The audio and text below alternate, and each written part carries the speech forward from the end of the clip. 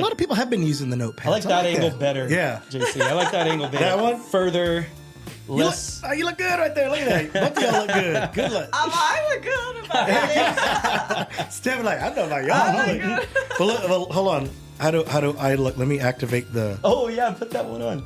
He's got his I'm own on little. Oh, you can't see me on the corner on your screen.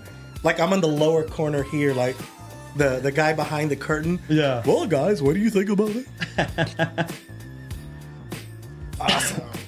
This is so cool. Right, the whole Heck setup. Just have at it. This is the vision I have. Share for- your wealth, share your knowledge, share everything about now and going into the new year. Seriously, like I said, Mark, we pride ourselves on bringing professionals that give great advice. Fancy. Yeah, this is super awesome. Sweet. It does happen. All right, ladies and gentlemen. I mean, I have literally. Oh, I'm nervous. You'll be fine. You're gonna realize. Just Wow, wait till- that's it. We're done. You're nervous, but we've already started. Oh my god. We're already 6.5 minutes into recording. That's right. Great. JC, if you're All right, ready, Mark, let's go ahead and count us down. AJ, good. Steph, good. All four, good. All right, Mark, here we go. Key Factors Podcast Real Estate AF coming at you in 3, 2, 1. And welcome back to another episode of Key Factors Podcast Real Estate AF, where the AF stands for And Finance, and I'm your host, Mark Jones, and we are powered by ReviewMyMortgage.com, the largest index of mortgage programs in the nation. And guys, we've been giving you a lot of great guests, a lot of great information about the future, what we believe is going to be taking place in real estate in the next 4 years, mostly local in San Antonio. But as we lead into that, we can't forget the simple things that are most of the time overlooked by us producers, which is business planning. So today I brought along two guests that you may or may not be familiar with, but they're going to join me in this conversation talking about business planning, and hopefully you get plenty out of it. As always, please make sure to like and subscribe, share with a friend if you like what you're hearing. We are now at 15.8 thousand subscribers and climbing. So somehow, some way, you guys are tuning in. I like to say we're making mortgage and real estate sexy again. So without further ado, I want to introduce my guests. First, I've got AJ Regattas. What's up, dude? How's it going, man? Thank you for having me again. Absolutely. And then I've got Stephanie. Help me pronounce your last name. Aguillon. Aguillon. Yes. See, I can say it right. Yeah, you did good. And that one's for the raza. So that's it. I remember that song. Yes. That goes back. That goes real back. So, guys, today, first off, I want to give you a moment to kind of tell us about yourself. AJ, you've been on here before, but if you could just kick us off. Absolutely. Who are you? Yeah. AJ Regattas, been in business or real estate for 14 years now. Opened up a brokerage 2 months from now will be 4 years. And just more on the leadership role of helping the agents putting out fires and doing right. business. Yes, sir. So, yes, sir. Good deal. And Stephanie, tell us about yourself, ma'am. I want you to take a little bit longer than AJ did. He's been on here before. And this, ladies and gentlemen, is her first podcast. So big round of applause for that.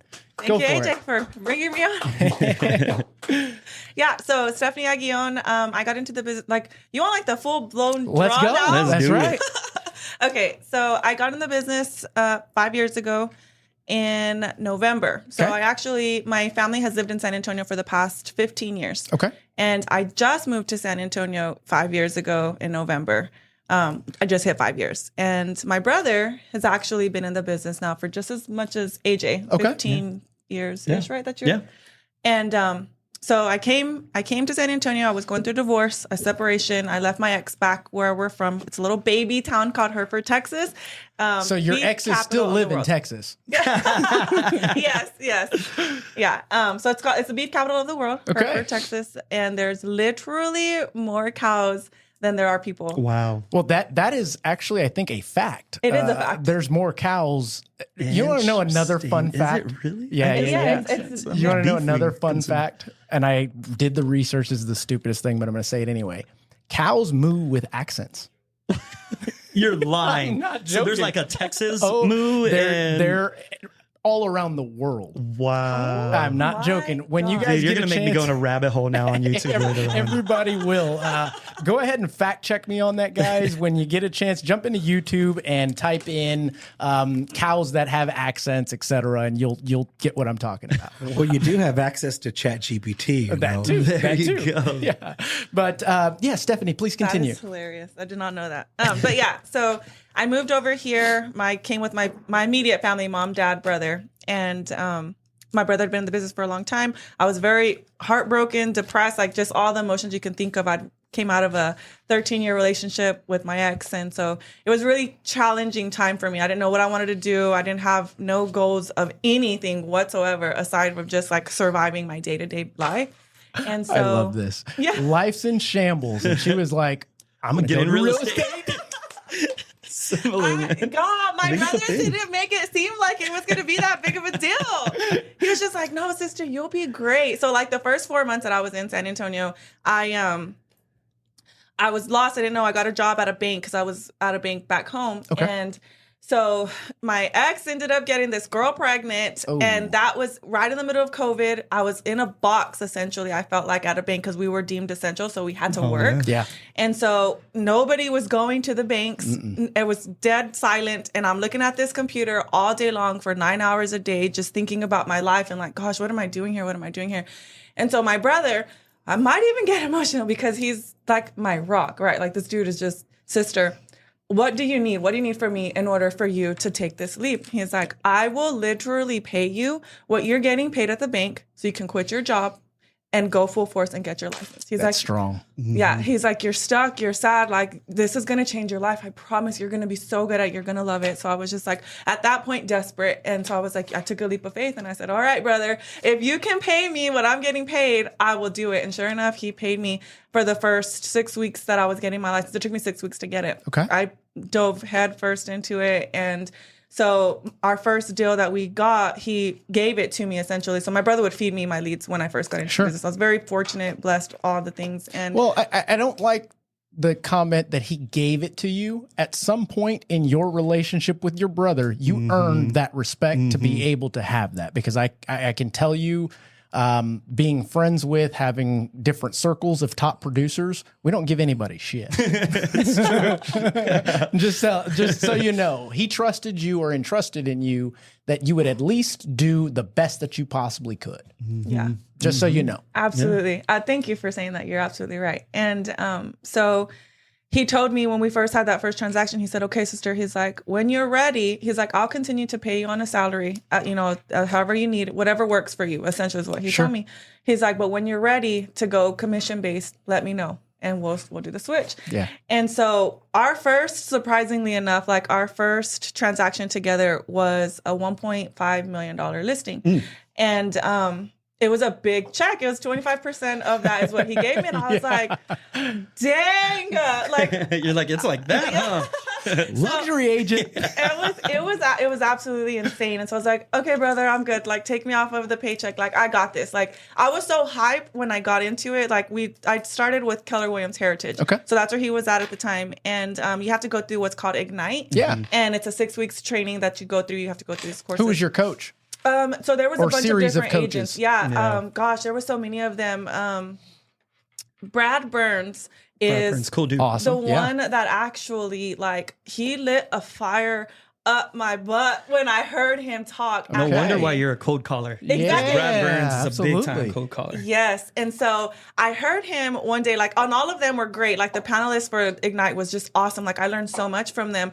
And, but when I heard him, I was like, oh my gosh, mind blown, right? So Sure. at the time he was doing FISBOs. Okay. And so I remember running to my brother and I was like, dude, have you ever done this? He's, oh, sister, like, I've done everything under the sun with real estate, right? And he was just like, but I'm not focused on that right now, blah, blah. I was like, no, brother, please, like, let's just do it. And he was just like, you know what, sis, like, if you're excited about it, you're pumped, let's do it. And I have like a ton of energy when I'm excited about something. So I'm just like, all right, let's do it. So we couldn't tell. Dude, that's all the time. That's too. awesome. 24/7. Yes. Yeah, so I was super hyped. I was like, yeah, brother, let's do it. And so we got a script. We used his script, Bradburn's script. Okay. And he's like, all right, I'm only going to do this for an hour. Like, we'll get it, and then you can start your own whatever. With that first hour, the second call that picked up was that listing, and we went through the script, got it. They interviewed 5 other agents to do it, and we ended up getting picked, like siblings. I don't know. They loved us. And so we got the listing, and I was just like, dang, this is so crazy. Like, I was hooked. I was hooked on the cause from day one. That's awesome. So that's been essentially what my business has been like since I got into the business, and then I've implemented other things. But yeah, so... Which I'm going to go as far as to say that this market chatter that we're hearing about from the masses, being that it's a tough market, rates are high, there's no buyers, there's no sellers, etc. I don't think that that's phasing you because you were kind of cut from a cloth of grinding to get your business. Yeah. Okay. Yeah. Because we've got a lot of folks out there, as we already know, it's like 78% of realtors, almost 80% of realtors fail after their first year. And then that number only increases second and third year. So you've already made it past that and have a great mentor by your side. And it leads me to being able to open up the conversation now to business planning. When you got into the business, and I'm going to start with AJ. First, let's ask this question, get it out of the way, and I'll answer it first. Have you completed your 2025 business plan? Me? No, I have not. Not yet. Yes. You have? Yes. Complete, signed, sealed, delivered. Yes. Love it. Yes. Okay. Stephanie? I'm in the middle of it. Okay. I've gotten pretty far in it, actually. Okay. So, yeah. That's good. So the reason why I asked that is most end up doing it around the 15th of December or so. They give themselves that leeway of let me plan, let me go back and look at what happened this year, et cetera. And then they complete their business plan. And I say most very liberally because it's really not most that even do a business plan. Yeah. That's just factual. When I first got into the business, I went and I was talking to the loan officers today in our meeting. I don't think I had a business plan until my 4th year into the business. I was running and gunning and just banking on my pure talent and energy and all of the things. And I told them I just kissed every hand and shook every baby or something like that. And the idea was you can only do that for so long. Absolutely. Until you realize, okay, I still want to grow, but I have no idea how to do it when I only have 24 hours in a day. Yeah. And now fast forward, I do a simple business plan for every single one of my businesses. And it's religious. It's something that we have to live by. So going down this first rabbit hole of business planning, I want to ask how you guys feel about business planning and how essential it is to your business in that case. Is it fun? No. I personally don't enjoy it when I do it, but it's a necessity, right? It's something that has to be done. And for me, at least it's on a bigger scale. Sure. It's not so much of, how many homes am I going to sell next year? Right. And so I understand and identify that it's something that has to be done early on, which is why, because I'll be honest, I didn't start business planning even when I was in production until about my 4th, maybe going into my 5th year of real estate. Yeah, right around the same time I did. Yeah. 'Cause at a certain point, it's like, okay, I'm still getting the volume coming in because of all the shaking and moving that we're doing and shaking hands and all the things. But then it's like, oh, wow, that person that is relying on me to continue to produce, I've got to continue to do that. But wait, where's the time? Yeah. Yeah. What did I do?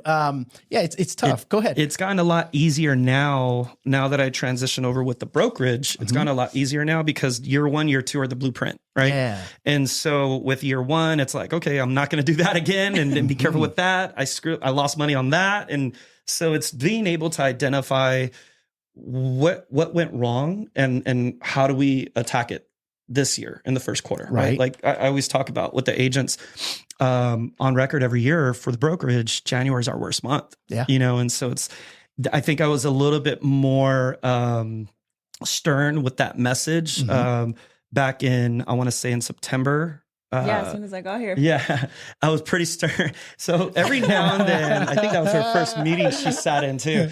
Every now and then, I get fired up with our Monday meetings where it turns into like almost like a grill session. I'm not pointing out and calling anyone directly, but it's just I get very passionate.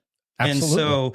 And so I was talking in September about, every January, this is what our January looks like, and it's unacceptable, and we can't do this, and we shouldn't be taking vacations in November and December. And so, man, I'll tell you, I'm really looking forward to January, with that being said, because we've had a lot of agents that haven't let off the gas pedal. I love that. And this is the first time with the brokerage that I've seen that in October, November, December.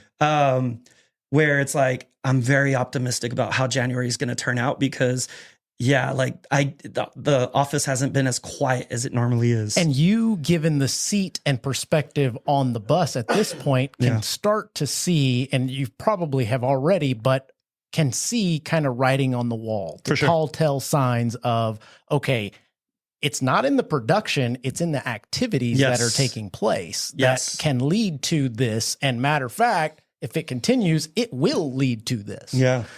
So what I'd love to, before I ask, how about you, Stephanie? What are your thoughts on goal setting and building a business plan for yourself?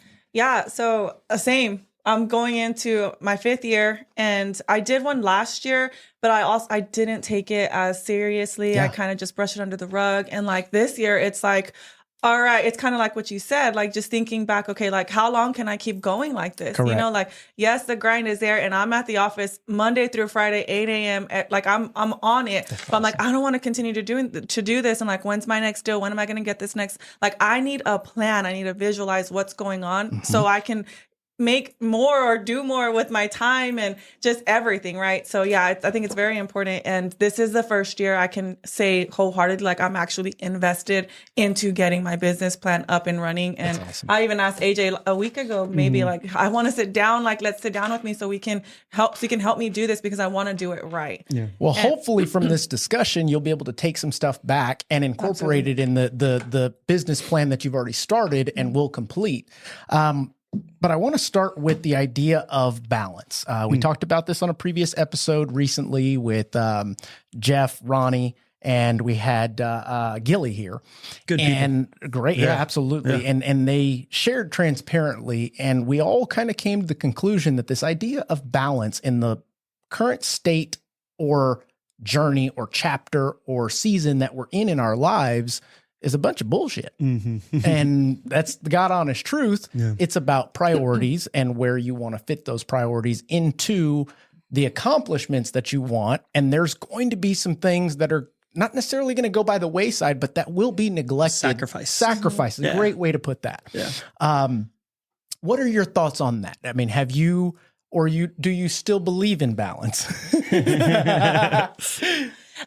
For me, I find it very challenging to balance everything just because like I'm single with no kids. And so I'm like, what else am I going to do with my time if I'm not grinding it out, So for me, I'm glad you said it. Yeah, like I just think like no one's going to do it for me. And I want to live a life like worth living, right? Like I want to take vacations. I want to buy a bigger house. I want to do all these things and no one's going to do it for me. So I'm just like constantly thinking real estate. I got to do more. I got to do more. I got to do more. And so to balance it would be very awesome. Cause like, so I can have like, okay, Steph, you can like turn it off now. Right. You can go see a movie and not think of whatever else you have going on. Like you can take that trip and not be anxious to get home because you got to go back to work. Right. So that's kind of where I'm at with it. Yeah. And my idea of balance that has been echoed and mirrored by others is I am working towards balance, but I don't deserve balance because I haven't done what I needed to do just yet in order to have it. Now, like everybody has different goals. There are plenty of folks that work W-2, hourly wage, that, hey, you leave work and you get to turn it off. We don't have that. And I'm not going to say it is a luxury because it's the life that we chose, right? Yeah. And we choose it coherently to be able to go, okay, I know that I'm not going to be able to do this so that I can do this. It's the idea of doing what others won't do so that you can do what others can't do later. That's right. Yeah. So what I'd kind of like to do is maybe shape almost an outline of what we believe goes into a business plan. Now, we're not talking an elaborate business plan because truly you can go down rabbit holes and you can analyze and overanalyze everything within your business that eventually will lead to a simple business plan. But there's got to be some key points within your business that you need to focus on. And the first thing, what would you imagine? What do you guys think is the first thing? It's not a wrong or right. It's just we're all going to try and come up with something. What is the first thing that we think we should focus on when creating a business plan? I would say the clear answer is GCI, starting with your GCI. What's your GCI goal? Okay. Right? Because I think from there, you'll be able to build down where like the roadmap, right? That's your starting point. And Give us the acronym. What is the GCI? I'm sorry. Gross commission income. There you go. So your gross income. So starting with your GCI, what's your goal for the year, right? Then breaking it down. Okay, so what's my average based off of this year? What's my average commission check on a closing? Okay, so how many commission checks am I going to have to equate to hit that goal, right? And then it goes down from there. But I would say that's going to be probably your seed that you need to plant and figure out first. I hear agents, will say, "Oh, I want to sell 100 homes this year," and it's like, okay, but if you did 10 homes, how are we going to get you to 100? Right. Where is that going to come from? Like, what's going to change? What are you coming across money that you're now going to be able to invest into buy leads or whatever it may be? Right. Right. So, helping them trying to understand like that clear picture of it's one thing to say, I want to make that. Yep. How are we going to get to that though? And I think you said what I wrote down just in a different way. Clear goes with it, but it's the vision. You've got to have a clear expectation of what you want to take place by the end of this cycle, whether it's a quarter, a year, 4 years, what have you. Yeah. And in order to do that, what are some factors that you would greatly consider doing research on that we have available to us all if we did what we were supposed to already without even knowing it? What are some, what is the one thing, what is the best way to predict the future? Gosh, track your habits. Okay, absolutely. And then what is that called that you're looking back on? I don't know. I'm just thinking back to because where AJ pointed out to go and get what's your goal? How much do you want to net that year? So I did it very opposite this year. So it's always been, okay, I want to net this much. This is what I want to net. And I do my plan off of that. This year I did a little bit differently. I bought a house 2 years ago. Congrats. And I have all these expenses that I need to pay to survive. Right. And then, so I actually got all my bank statements and I checked to see, okay, where are my averages in the month? What am I spending this month? Where is it going toward? Which part of this is going towards my business? Which part of this is going towards my personal side? And I see, okay, I spend a lot of money. And how much of this, so this is what I need to survive. Yep. How much do I want in order to live the life that I want to live? Okay. So now I can say, okay, well, I have this much. This is what I need to make. I need to make it. And then this is what I want. And then I combine that. And this is what my goal is for the year. I want to pay these things off, do whatever I'm going to do. But this is what I need to make to live the life that I want to live. So would you say that a clear indicator of setting your goals, creating your vision, your outcomes would be based off of history? See what I'm saying there? P&L too. There you go. Yeah. So the best predictor of the future is looking back at the history of what you've done, the activities that you've done, the expenses that you've had to be able to gauge what my next year's goal is going to be. So for example, like AJ was saying, you've got an agent that wants to do 100 transactions. Well, you did 10 last year. So are we being realistic on that? Or what are you using to gauge this 100 on? Because typically we kind of go back to last year and what we did to go, all right, I need to ratchet that up by at least 25% because that's called growth. Yeah. but how do I get there? And what you're talking about is the things that go into that. So yes, you are on the money, in my opinion, on the next phase, which is looking back at history to determine, okay, what worked, what didn't work, what do I need to change? So that being the case, I want to pause right there and ask you guys, based on 2024, great for some people, not for others, mediocre for many others, and good enough for others. What types of things do you think you will incorporate, let go of, like technology? Will you incorporate more technology? Will you incorporate some of the basics? What are some things that work for you in 2024? You know what? AJ. So I think that, or not, I think, mortgage. Boom. What for the brokerage moving forward for 2025, looking at 2024's P&Ls, and then gauging each quarter how we did, taking into consideration what was our net on agent growth, on production, putting that all into factors and then incorporating it going into, for instance, the first quarter of the year. It's going to be more about doubling down on what we're already doing as a company. I like that. And then not only that, but also being more cautious on the agents that we bring on board. Very good.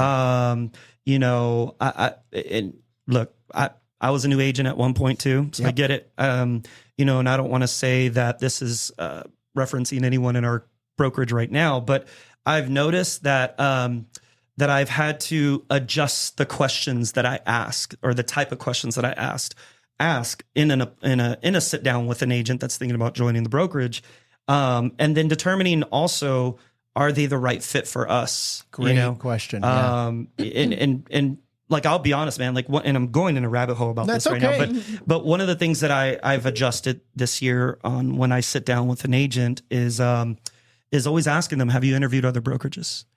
And because I'll tell you, man, 9 out of 10 times by the time I'm done with them, they're like, okay, I'm ready to join. Yeah. And I usually tell them now, not usually, I do tell them now. That was a mini flex, everybody. No, it's just, he's got that mouthpiece. It's just that I lay it all out there, and I'm like, this is what it is. And I'll even tell them straight up, like, I'll be honest with you, I'm not going to follow up with you. Yeah. This is what it is. If you like it, great.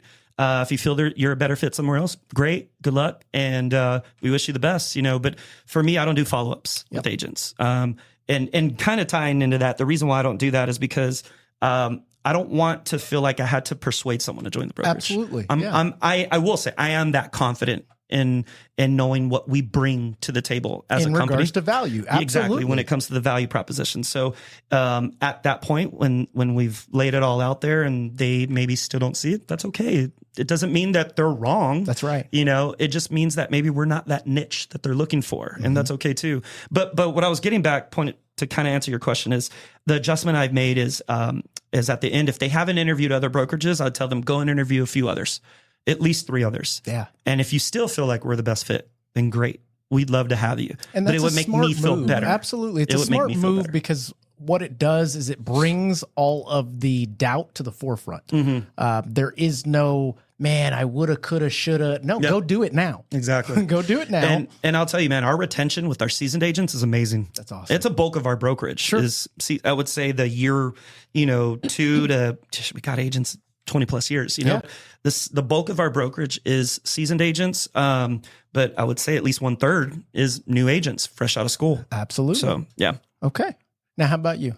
Anything that you would add, remove from your business that you experienced in 2024 thus far?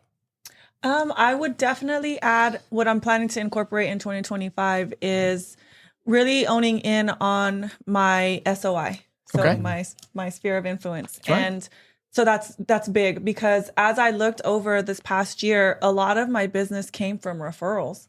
And so in my head, I'm thinking like, shoot, I'm on the cause. I'm calling expireds, visibles, like that's what I do. And when I look back, I'm just like, dang, I have a lot of referrals. Like, how can I make this into next year's That's to where right. I'm feeding into the people who are actually giving me referrals. So that's definitely something that I plan to implement in 2025 that I didn't. I love on everybody just in general, which is why I feel like I get my referrals, but I want to do, excuse me, I want to do it better. Yeah, more I want to be intentional. elite. Yeah, very intentional about doing that. That's very good. No, absolutely. So thus far, we've got in our outline, we start with our vision, what you want or what you expect out of this next year and the challenges, et cetera. But you want to have a clear and concise, realistic, yet a little bold. And the reason why I say bold is if your goal doesn't scare you a tiny bit, you're probably sandbagging or underselling yourself, setting yourself up for success when, we want to be successful, but we also want to be pushed a little bit. And the only people that can push us is our mentors and most importantly, ourselves, right? The next thing is we're utilizing history to gauge all of these tasks, incorporated things, things that we're letting go of, things that we're trying to do next year that we didn't do in this year. So the next thing, in my opinion, that we consider is the outside forces. What type of outside forces that you're not in control of that could come about? You can only kind of gauge so much of that, but there are some things that you can go, okay, I can probably not step on that landmine because I foresee this happening. Things like the market, we can't gauge it. It is what it is. We were talking about it earlier in the meeting, and it was like, okay, I want to predict the market. Well, you are the best predictor because it's determined based on the things that you do each day, no matter what the market is. We've got plenty of realtors, lenders leaving the business because it's tough. Good. For us folks that stick around and know how to get down to business, back to the basics, focus on our business plans, we're all saying hooray to that, to be honest. Well, and I'll just say that's why, like, man, I stopped going to the annual forecasts like years ago. Because, and don't get me wrong, I'm not walking around in the office parading like, oh, don't go to that. We have agents, especially our newer agents. Of course. They get excited about that when it comes up. And I know there's a lot of effort that's put into that event. So I don't want to, down talk on what our board, our board for San Antonio does. But at the same time, it's like, dude, I've been in this business long enough. I don't need you to tell me what my business is going to look like next year. Like, you don't know me. You don't know my work ethic. You don't know my people's work ethic. We control the market, regardless of who's in office, regardless of, what Joe Schmo with the degree in economics has to say. Right. So, that's right. And you know what? Economics, sometimes they're right, sometimes they're wrong. At the end of the day, it's a guess based on statistics and whatever the data that they have at the time. But it goes back to kind of what we were talking about in my office earlier. The agents being newer into the industry have to experience that on their own to determine if that is something that they get value out of or not. Some may go to mix and mingle and show their face. Some may go to listen to the data. Most of the time people are on their phones anyway. So social media reels, it's like, did you hear what he said? But look, I'm here.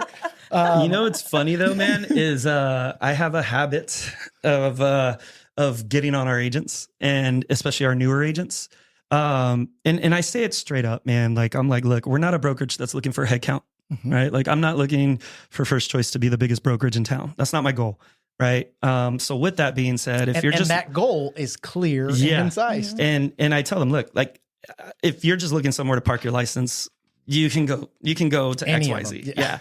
Like they're the ones that'll brag about how many agents they have. I like that you used XYZ. Gotta be careful because I always get stuff. I always get crap from my friends and these other brokerages. But even I caught it. but with that being said, I will say, like, I am the type that likes to hold my people accountable, and I love to be held accountable. Absolutely. I let my people hold me accountable. Yes, sir. But at the same time, it's like, I've scared away agents that have joined us, brand new agents that have joined us, where I'll be like, dude, we've had 6 trainings in the past 2 weeks. You haven't been to any of them, but you're at a freaking luxury open house mixer.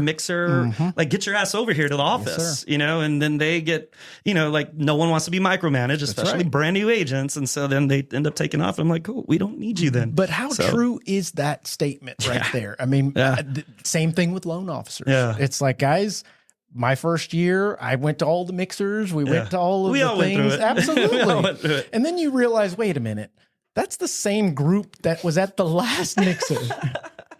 And then they start coming out with technology and you can look up the number and you go, well, wait a minute, why aren't they doing any business? It's because they're at all the mixers. Whoa. They're a great socialite. Absolutely. Yeah. So engaging that piece, we have to look at not only the outside forces, but the challenges that took place in the prior year. For sure. What are some challenges that you guys went through in 2024? And it doesn't have to be that you're going to incorporate, etc. Just want to talk about some challenges that you had. Dang. What are some challenges that I have? The NAR settlement was a little challenge. Yeah. Not as big as we thought it would be. Correct. It was a little challenge. It definitely was. Having that conversation with my new buyers was a little bit different. But other than that, like, I guess that's probably the biggest challenge I had this year. It ties back into like what y'all are talking about. Like, we can't dictate what the market's going to do. We can only dictate what we are. That's right. What we're doing. And last year, this is like my record year. I love it. Yes. And so everybody talks about like going like the brokerages and this and that or the other. And I'm just like, the brokerage doesn't make you. What you put in on a daily, like you said, is what's going to make you, if you're going to make it in this business or not. Right. So being that this was your best year thus far, I want to ask a question. This is super side note from what we're discussing here, but a tiny inclination of a prediction that I have. I would go as far as to say that you're helping a ton of people that could not qualify or could not get into a house from 2020, 2021, 2022. Is that pretty accurate? Yeah. And the reason why I say that is the high rates, the higher prices, this payment affordability, all that stuff is coming from people that have already purchased and would love to purchase anew, but they're using all these other things as excuses when it's just the mindset of, I need to adjust my payment expectations. I need to adjust my budget expectations. Whereas the folks that through 2020, through 2022, could not throw their hat in the ring with all the frenzy that was going on. Watching everybody. They were like, man, all this stuff is happening. I wish I could qualify. Maybe at the time they were working on their credit, filing their taxes the right way, whatever the case may be. Right now, they're the folks that need the most help and are willing to take the help to get into the home. And it doesn't have to be the home of their dreams. They want to start building some equity. Yeah. They get that concept. Would you agree? Yeah, I wholeheartily agree with that. Very cool. Yeah. Okay. Well, confirmation. Well, yeah. I mean, it's just like what I said, like a big chunk of my business this year was referrals. And it's people who have had problems or whatever in the past that my pipeline. Absolutely. Yeah. Yeah. And being that I have jumped back into production. That's what I'm seeing. We used to have kind of a rule, unsaid, spoken trend. It's 80-20, and a lot of people use the 80-20 rule for many things, but in this case, it's 80% of your deal should be clean, go through, no problems. 20% you're going to have to drag that son of a gun across the finish line. In my opinion, the last year, almost 2 years, it's flipped. About 80% of the deals, we're having to drag them across the finish line, and it's not that they're unwilling, it's just tough situations, borrower's credit, income snags, all kinds of things. Now, mind you, there are still deals that, hey, they fly through, but they're few and far in between right now because those folks, they probably already purchased or they're scaring themselves out of purchasing, if that makes sense. Yeah. Okay, so back to the business planning side of things. I've got some things to throw up here. Boop, boop, boop. Let me go through this right quick. You know what? Before I do that, let me show you guys this thing here. Let's see if I can pull it up. Yep, right here. Boop. There it is. Let's make it bigger. Boom. So I listen to Patrick Bet-David, PBD podcast, quite often. I think he's a badass. His voice just keeps me tuned in, bro. Man. Absolutely. And I'm like, ooh, he pronounced that funny. But the idea is he is a, in my opinion, a business legend. And he's on the rise still. And he himself believes in a business plan every year and turns it into a simple business plan. Well, I watched his last one, Planning for 2025, business planning, and see, these are the steps that he's putting on here in regards to what you should focus on. So I'm just going to run through these and we'll talk about some of them. The first one he talks about is alliances. And what he means by that, and it is followed up with a statement of the following. You are one relationship away from changing your life. I believe that. And that is so impactful if you've ever experienced it. Yeah. Because, like, for example, back in the day, AJ and I used to do business together, running and gunning. I met him at a Chili's. It was like, holy cow. Dang, that's cool. And you never knew what was going to happen in that interaction that day in meeting him, meeting me, meeting him, to be honest. It's just like that with anything. You never know when that next handshake, that person that you meet is going to add so much value to your business and your life that, holy cow, now all these other doors are opening up. So taking that into consideration, focusing on some alliances that you could seek out within the industry, and it doesn't have to be competitors. It doesn't have to be friends. For example, for you, an alliance is with AJ. Yeah. Would you agree? Yeah. So you depend upon him to continue to provide the trainings, to be there to back you up when certain things happen, et cetera. And the next one is enable. What things are we being enabled by that are allowing us to do what we need to do? Whether that, my example, kids. I've got 2 of them. Luckily, I've got an awesome wife that's able to do a lot of the stuff with the kids to keep this thing going. Now, mind you, she's, I don't know, freak of nature. She's running marathons, taking care of the kids, running an insurance business, and still doing real estate. So can women run the world? Absolutely. Absolutely. Just not that one. Okay, so sequencing, I'm going to skip that. Urgency. Urgency is something that I think we overlook because we think everything can be done in stride when it has a lot to do with our priorities. Yeah. The phrase that comes to mind when I talk about this is, I hear it all the time. You're too busy. You're too busy. Do you get that ever? In my personal life. Absolutely. But not with my family. I prioritize. That's the word I was looking for is, no, I'm not too busy. I prioritize. I absolutely love that word. When it came into flourishing in my life, I was like, dang, it really does mean a lot. Like, where are your priorities? That's right. Right? Like, you're going to do what your priority is. What is most important to move the needle to accomplish these goals, because in these, you've got your action items that you can do, your tasks that need to be done, and the frequency in which they need to be done in order to hit those outcomes. But that outcome being more times than not a monetary goal that we need to hit, you've got to have some prioritization to go along with it, or else you're just flying by the seat of your pants again, right? For sure. So going through this, I think the most important one on here is this next one, self-awareness. A lot of folks are in denial, lying to themselves, faking the funk, whatever you want to call it. But I think the more EQ you can have, and this is not something that's inherent, it is developed as time goes on. The more interactions you have, the more shit that hits the fan, you're able to kind of go, oh, wow, I didn't think I could get through that, but I did. Now I'm a bit stronger because of it. That teaches you a lot about yourself. Yeah.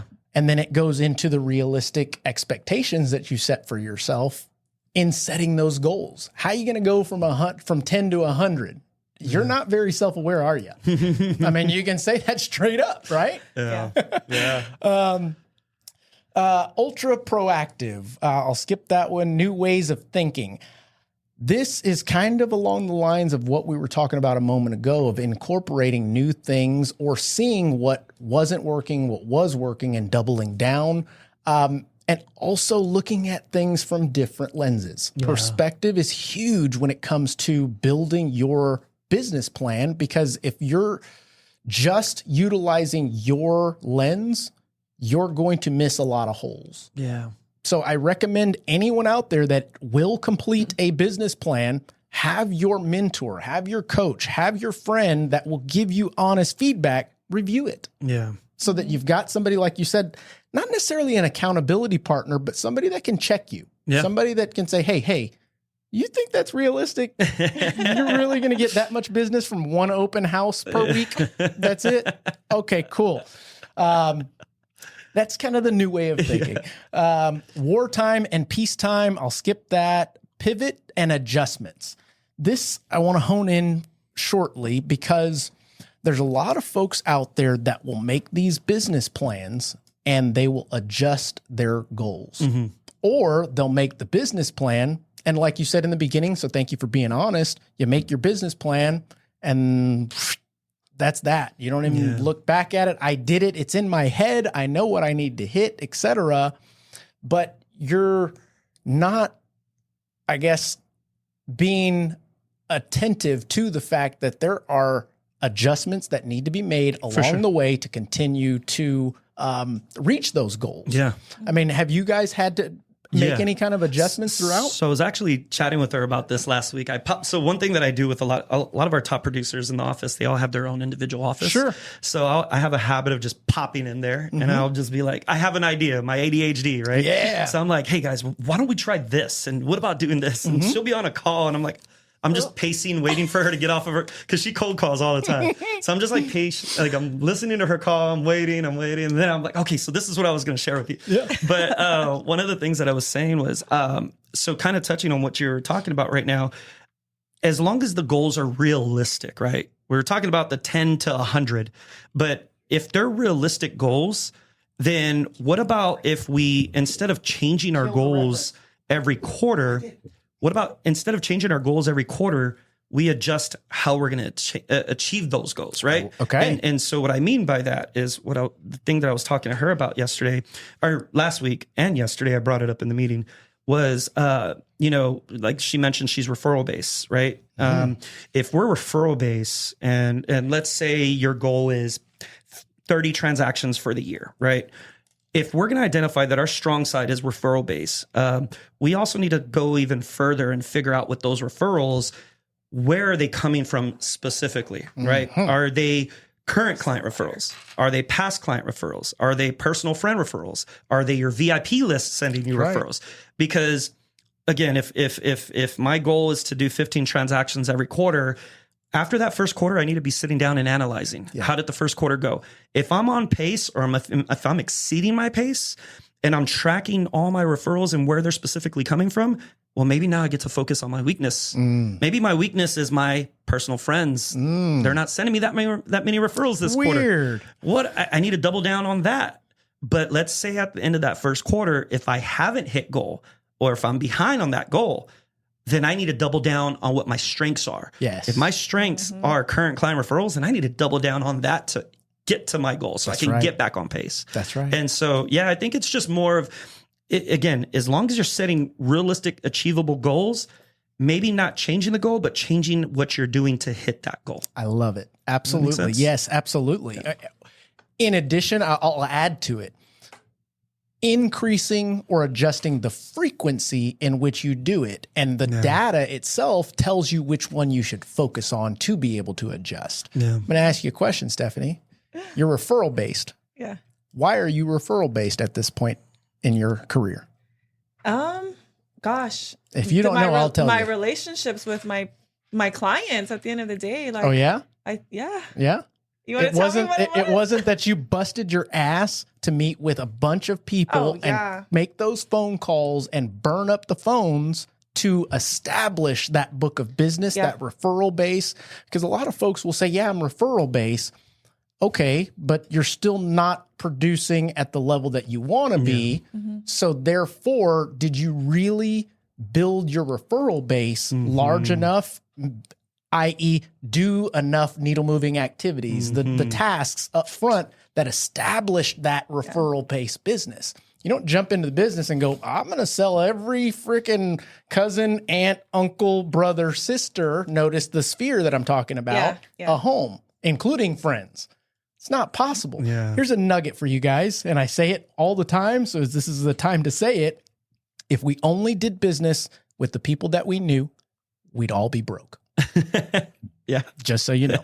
And I had to grind it out. Like, I didn't know anybody here. That's the point that I'm making. Exactly. Like, I was doing all the activities. Like you said, it's crazy that you'd say that because I'm like, dang, like, it's true. Like, a lot of my referrals are from past clients that I worked throughout these past 4 years to get. And how did I get them? Open houses, cold calling, door knocking, like all of the things that, you know, the basics of real estate. But yeah, it's crazy. Stephanie, I'm still living on my referral business right now. Yeah. I haven't had the time, unfortunately, to get back out there and shake new hands with agents. Yeah. Back in the day, I would have already met you type concept. Yeah. Does that make sense? Yeah.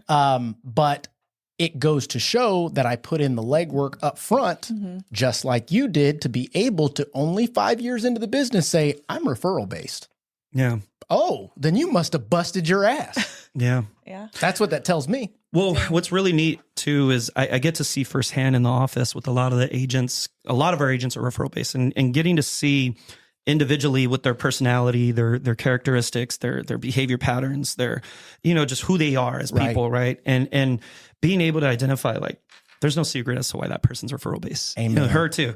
Like, she's very passionate. Yeah, I can her tell. And I have even. I but love it. It was funny because her and I have known each other for years. Yeah. And even then, before she came onto the brokerage, she was already working at our office, hanging out at our office. And she had asked, and I was like, yeah, of course, as long as you don't recruit agents, like, I'm good with through it. osmosis right there. Yeah. But then she came on board, and I know we had a little bit of a headbutt on a specific scenario. And I was just like, dang, man, the first thing that stood out to me is, like, she's so passionate about her people, about That's taking awesome. care of her people. Yep. And I know it sounds very cliche, but that's not the reality for most real estate agents. You're correct. You know, but the reality for most real estate agents, especially in this type of environment, is I just got to survive. I just got to. So it becomes transactional. That's right. Versus, no, I want to do the right thing because I care about these people. And I'm glad you mentioned that because on the lending side, we've been seeing a lot of that from the agents. And it's not necessarily all the agent's fault because if you haven't done business planning, if you haven't busted your ass to understand that it's really not the market, it's me. Yeah. You do tend to lean towards a transactional way of doing business because you're just trying to survive at this point. For sure. It's tough. I understand it. Don't get me wrong. But at a certain point, that individual lending side, real estate side, you're going to have to kind of stick your heels in the ground, create you a business plan, start tracking your activities, start tracking where your lead sources are coming from, put it into a business plan, and then make adjustments. For sure. Every year so far with the brokerage, it's been growth. Whether it be headcount, whether it be volume, whether it be units sold, whether it be revenue, like every year's been growth. Yeah. So to say, like, oh man, and we were chatting about it earlier, you know, it's been a challenging year. It has been a challenging year. I can acknowledge that. Yeah. Are we experiencing that as a company? Not so much. Right. I might be seeing it in individual agents, but a lot of our agents like her are having their best year ever. That's you know? awesome. And so it's hard to say, oh, this market is tough and this is a tough year. And it's a challenging year, but it's not tough, or it's not a failure for everybody. You're not chalking it up as an L for everybody. You Correct. know? So No, that's a great observation, especially from a mentor that is in the business. And a lot of times we get so caught up in the business that we don't notice things like that. And it's like constant grind, when at this point, it's still grind, but I appreciate you. I appreciate you for continuing to do the things that it took to get you here. for sure. And I think that's being overlooked in our market is the idea. I've had tons of experts on this podcast, and a lot of the same conversations are had, and especially about this market, tend to lead back towards we're going back to the basics. But when you talk to a newer agent, they never even had time to establish what the basics were. It was like, next. And now it's like, hey, guys, got to go back to the basics. And they go, yeah. What are the basics? Well, you know what's really cool too? Another little metric that I started paying attention to that I've been monitoring is, again, going back to the brokerage, our first year, the rookie of the year, what their volume looked like versus every year after that, what that rookie of the year has looked like for the company. And it's like, man, every year that thing's gone up. And awesome. And it's like I can't say, oh, we're recruiting talent, because these are our first year agents that I'm referring to that win this award in the company. And I'm just like, man, even this year, our rookie, it's a battle right now. We got 2 agents that are battling it out for rookie of the year. And they know of each other right away. Yeah. Like they know of each other and they're constantly texting, like, so how am I looking? How close are we? And it's like, I can't tell you anymore. But to see where their mind is at. Yes, sir. Is completely different than what you see from a normal first year agent. Correct. You know, their mind isn't, oh, the market, or oh, it's tough, or their mind is, I'm working on my next deal. I'm going to go get my next deal. I'm going to do this. And I'm just like, okay, I see you. Yeah. They left the excuses at the door. Yes. Yeah. Yes. One thing I want to challenge you to do, and I don't know if they're going to watch this or not, or listen to this, because we are on Spotify, Apple Podcast, all the others. I was handed something that is still on my desk today. I don't know if you knew this or not, but one of my older mentors, the first year in the business, I was about 6 months in, old John Garbo. So if you're out there, John, shout out. Walked in my office and he slapped a brass number 2 on my desk. Bow. And he told me about the Lion and the Gazelle, talking about you're either going to wake up every morning and be chased, or you're going to be chasing someone, right? And that number 2 is so significant because it's just about a mindset. Yeah. You think you're the best, guess what? There's always somebody better. Yeah. So if you are the leader, well, you've got nobody to chase, and it begins to kind of give you this false reality of, I'm going to be the best until somebody passes you up. Why? Because they were number 2. Yeah. So my challenge to you is to get them something that reminds them that, hey, no matter what, you're still number 2. It's so funny you say that, because even with our top agents, they're the ones that I tend to hold the most accountable. Of course, yeah. And what I love is they accept that. They embrace that, right? But I was just chatting with one of my producers yesterday, and I told her, I was like, finally, you're going to get recognized for Agent of the Month. This is her first time this year, you know? And she's just like, oh, it's okay. I'm pretty sure I got Agent of the Year, you know, in the bag. And I'm like, don't be so confident. I was like, don't be so confident, because we just brought on some fresh talent that's looking really good. And she's just like, really? Well, what is their numbers looking like? I'm like, I can't tell you that. That's none of your, you know, you'll find out, you know? And so, but you're right. For me, one of the, I don't want to say challenges, but things that I also look at, there's so many things on the spectrum that I'm checking out, paying attention to, is where can I get that next talent acquisition? You know, like, who's going to be that next talent with the right mindset that I can bring into this brokerage to help continue leveling up our producers that we have. That's right. You know, I don't want them to get settled or content with where they're at.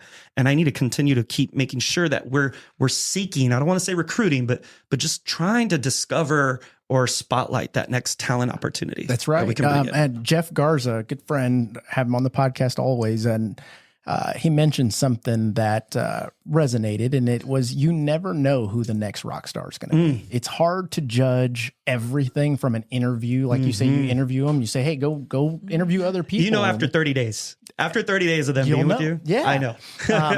But he's saying that, no, he doesn't take everybody, but there is a level of, we got to give them a shot. Yeah. Because they could damn well be the next rock star that you didn't know it. And maybe they don't interview well or what have you. And they've got this outstanding work ethic or this stockpile of leads and referral part. You don't know. Yeah. And to those listening out there, you could be the next rock star. I mean, it really is about your actions and what you do in order to lay the foundation for what the future looks like. Yeah, for sure. For sure. Absolutely. I agree with that. So back to this business planning. We've got, starting with the income goal. I always say, give me two personal, 2 business. One needs to have a dollar amount attached to it. Okay. We do that based on history, data that we have available. And then you're looking at your outside forces. You're looking at the things that you can incorporate. What are you going to double down on? That kind of stuff. And then it kind of goes into this road of what activities can I define as needle moving activities, critical success factors, money making moves. You can call them whatever you want to call them, but they're tasks that I need to do daily, weekly, multiple times, etc., in order for this number that I put on the board to make sense. Yeah. Right. And that has a lot to do with what you were talking about in the beginning of reverse engineering. When I was younger, and like I said, I did not get into business planning until my 4th year in the business. It was like, okay, I've got to do something. And when I met with my coach, she introduced the focus funnel and we went through that. And that helped me determine what things that I do that need to be done, what can be delegated, what can be automated, what can be just eliminated from my process altogether. But it was something that came natural to me because when I was younger, I was the guy that when I was young, I would take the remote control car and take it apart. And then put it back together. But I took it apart because I wanted to see how it worked. Like, how the heck is this thing? Like, really? This wire here connects with, and oh, there's the mechanics. And wait, I can pop that wheel off and on concept. And it's almost the same thing that you have to do with your business. You've got this number on the board that's hopefully 25% more than the last year's number. If not, then you've got a reason as to why it's not. But you've got to reverse engineer it. For sure. You've got to back into that number. How did you get to the previous year? If it's your first year, then by all means, I totally get it. It's tough to create a business plan on hopes and prayers. Especially because you don't know what your strengths and weaknesses are just yet. So, good point. So when doing this, Stephanie, what did you determine are some tasks that you need to do? We'll call them non-negotiables. I've got to do these in order for me to even get close to my goal. I'm going to say going into like 2025, like a non-negotiable that I have to implement this year is tracking my numbers. Like that is so crucial in my business. Like, how many conversations do I have to have in order to meet my goals? And am I having these conversations on a daily basis? And literally tracking it daily. And then looking back at the week, like, where are my numbers at? And how many do I have to have by the end of the week? Like, oh, I didn't. And there's a saying, what you erase, you must replace. And so if I didn't hit my numbers for Monday and Tuesday, well, shit, guess what? Now you got to do it on Wednesday and Thursday. And now you got to double down. Like, tracking it is it's so important in the business. So I think that would be something that I would do. And obviously, like the regular, I treat my business as a 8 to 5 type of job. Like, I want to be on the clock at 8 a.m. And I get to the office like at 7:30, 7. Like, and you hear her, and you hear her. That's awesome. I'm at the office super early. I want to make sure that I'm settled, so I'm hopping on the calls right at 8 a.m. And I do that for the hours that I'm going to prospect. And then whatever else I have coming up next, then I do that. But that's a daily activity. That's just, it's a non-negotiable for me. So safe to say, non-negotiable is get to the office on time, no matter what. No matter what. Right? And then within that time that you're at the office, what are some tasks that you do, or AJ, what are some tasks that you coach the agents on to do to be successful in this business? Well, I haven't done it recently, so I don't want to say something I'd be lying about. But I know what I would do is just remind them of that schedule blocking, right? So, like, for instance, our people that like to make calls in the morning, there's about maybe 5, 6 of y'all now in the office early making calls. And so it's just coming down to that schedule blocking to make sure, like, hey, for the next 2 hours, I'm not taking any calls. I'm just making calls.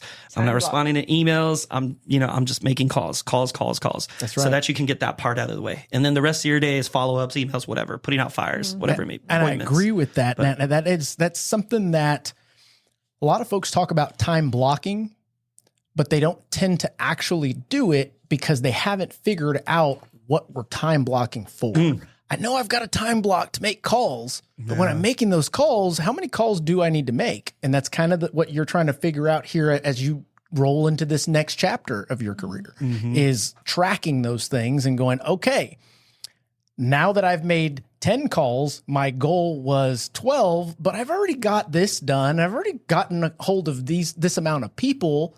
Well, are you going to sell yourself short, or are you going to knock those calls out so that you can go, I can truly gauge that this 12 amount of calls per day is going to feed me for X amount, what have you. Yeah. Does that make sense? Absolutely. Yeah. So the tasks that, and I am a firm believer that once you come up with your tasks, your non-negotiables for the year, that is what's going to help allow you to set your calendar.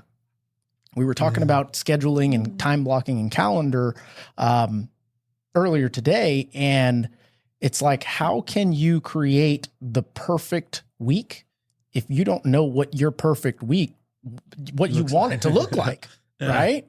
But you have to take those tasks and put them within your week, that throwing the balance out the window, pulling priorities into the equation and going, okay, how much time do I need to spend on this so that I can still have some bit of an actual life outside of this? Yeah. Does that make sense? Yeah, for sure. One of the things, it's been a minute since I've showed it to the agents. But when I was in production, the thing that it was like my daily Bible, man. Like, it was the greatness tracker. Greatness tracker. The greatness tracker was the thing that kept me on pace every single day, to know if I made enough phone calls, to know if I got enough leads that day. Yeah. So the greatness tracker was kind of what kept me, especially with my ADHD. Yes, sir. Like, that thing was what kept me on track. That's right. So yeah. That's right. I see this. Yeah, gotta show it to you. Yeah, it's been a minute since I pulled that thing out. And then I think the last piece that kind of goes along with the non-negotiables is creating systems. Once you've got the non-negotiables, you are now able to gauge what you need to rev up or down, or adjust or make modifications to, but you don't change those tasks. You change how you go about it. You change the frequency in which you do it. Sure. But then that allows you to be able to gauge what this calendar, what this day looks like as a whole in itself. Yeah, and then you get to determine, was today a slam dunk? Was today an L?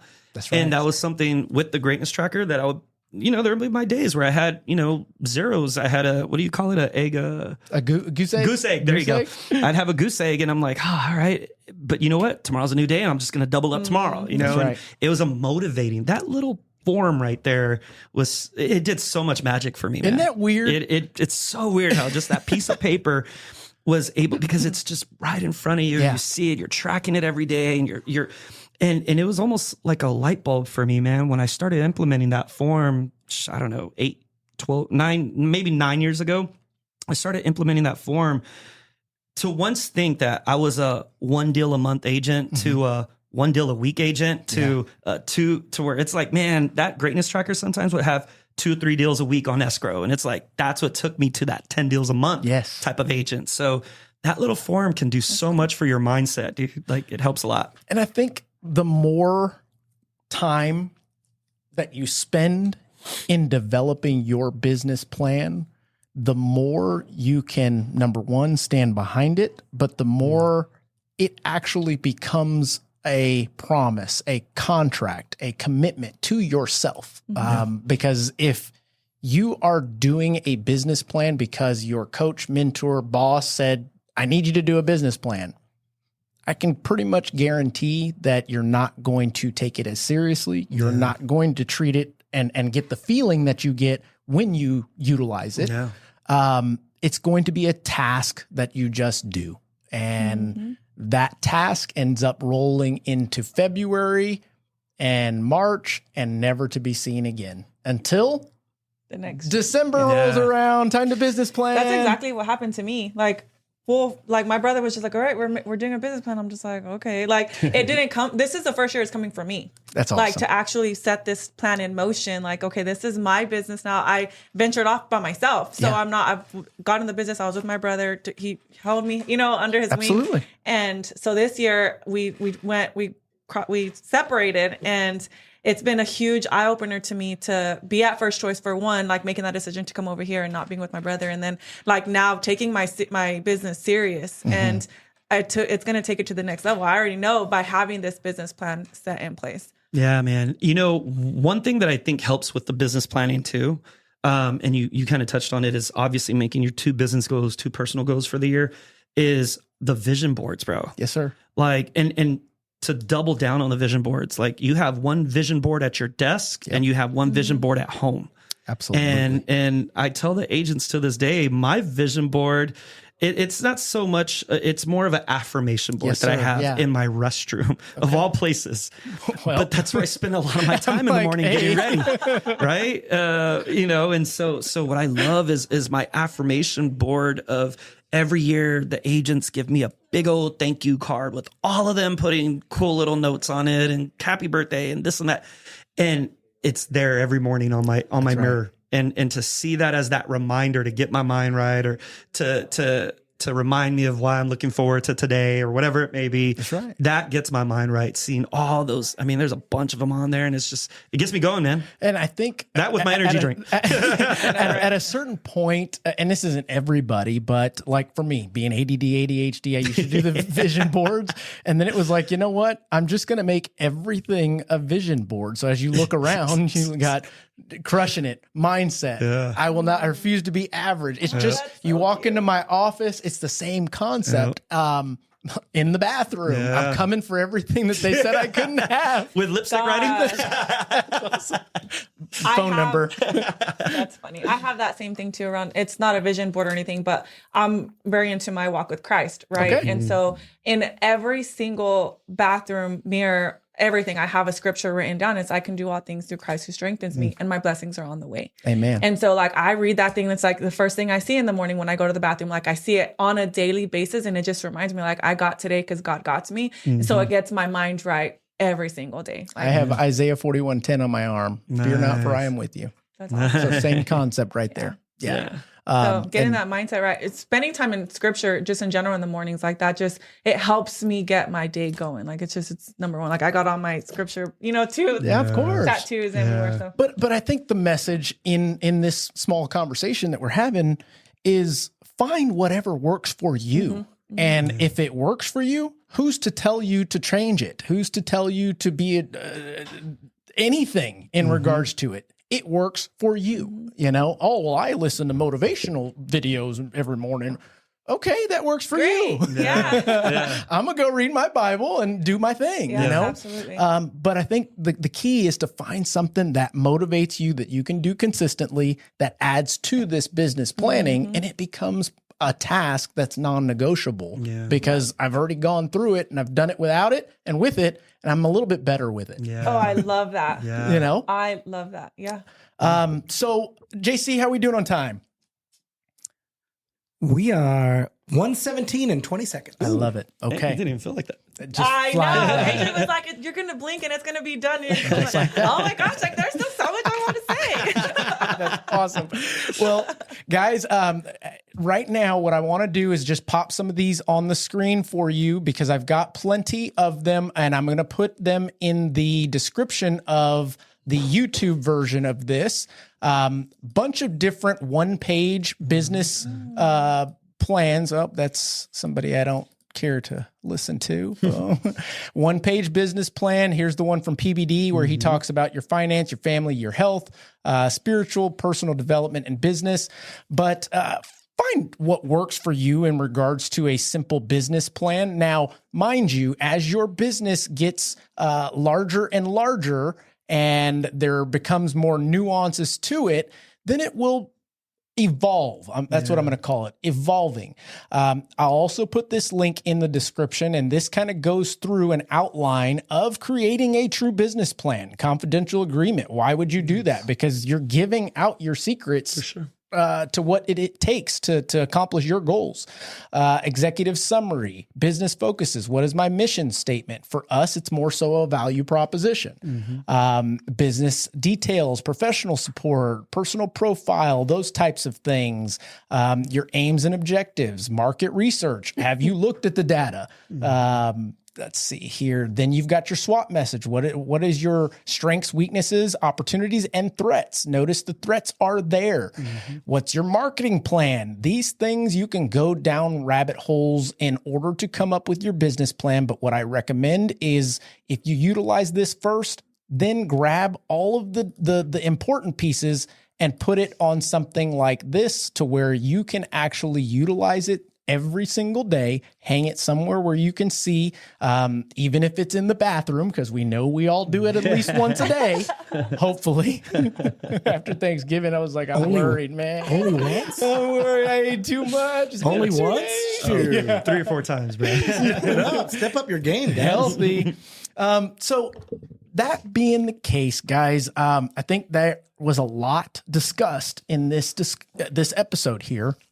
I'll start with you, AJ. Is there anything that you'd like to tell the folks out there that can bring this thing home for you? Yeah, man, I would say just to, really focus on creating that business goal and that personal goal. And the reason why I had said yes to the business plan already is I've always, ever since doing business planning, I've always aimed for completing the business plan by the end of the 3rd quarter. I love that. So that you can put them into place in the 4th quarter and you can start seeing results in January. That's right. And so I would say, granted we're already past that, but let's get it going now. That's right. And more importantly, just figure out why you're wanting to achieve this business plan. Like identify what your why, and is your why big enough? Yes. Right. Because if you don't have that why identified, which most of us have a why, we just don't really speak it into existence of reality of like, oh, this is why I'm actually doing this. Yeah. Well, I love that you say that. Make sure it's big enough. Yeah. And because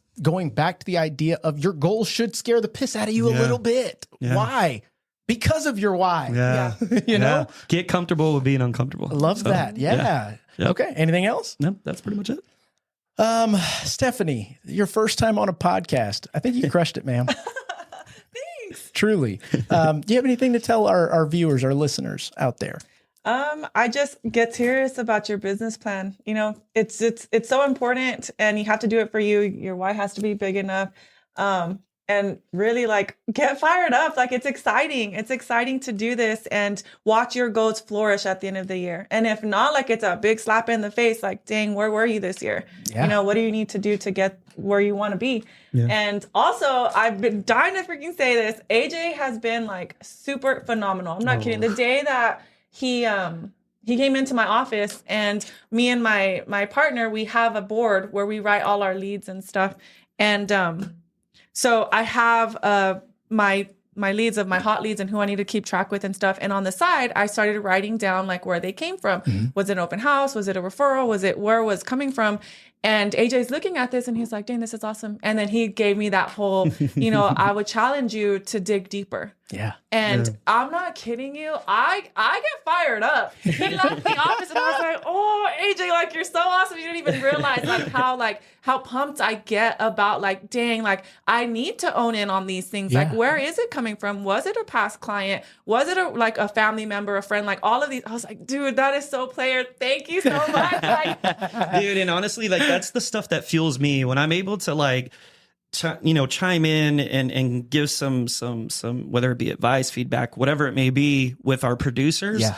That gets me going, man. Cause I'm always looking for, and I talk to the agents about it in the office is I try my best to not leave any conversation without feeling like I added some value in the conversation. Absolutely. And it's just already programmed in my brain, whether it's a personal call, whether it's a business call, whether it's a call from one of the agents, it's I'm ending this conversation where I feel confident that I was able to put some value into this conversation. Absolutely. So that one day you can look back in a presentation that was given by someone else and go, I just said that. We talked about that earlier.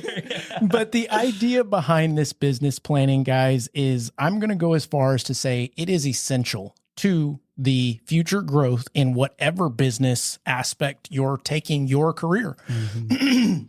Whether you are a self-employed car washer all the way to the point that you are a top producing real estate agent in this great city of San Antonio, you're going to have something that has checks and balances. For sure. Holding yourself accountable, making sure that the goals scare you a little bit, making sure that they're measurable, and making sure that you're doing it for the right reason. Yeah. That why, it's super important.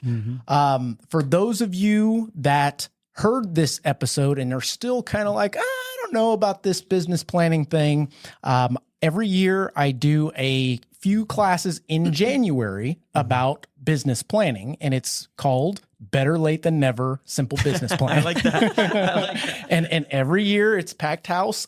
So be on the lookout for those invites. Love to have more join those so that we can continue to grow that good word of how we do what we do. For sure. Everybody likes to wonder, well, how did you get to where you are? I'm like, pull up a seat. It's going to be a while. And it's going to hurt. Yeah. Guys, I want to thank you both for joining this. I want to thank you for also being transparent with the journeys that you've been on, because it's not easy to lay it out there. A lot of people, what are they going to think about me? Really like this. Yeah, no, appreciate it, man. Thank you for having me. Let's see here, guys. If you are getting something out of this, if you are hearing something that maybe doesn't make quite good sense, reach out, put something in the comments there. We definitely will get back to you on that. Like I said, we're continuing to grow, making real estate and mortgage sexy again, somehow, some way. We're bringing sexy back. Amen. Amen. So that being the case, guys, please make sure to like, subscribe, share with a friend. We will continue to provide you with transparent, expert feedback and journeys from the experts, just like we had today. I appreciate you guys for tuning in. Until the next one, catch you later.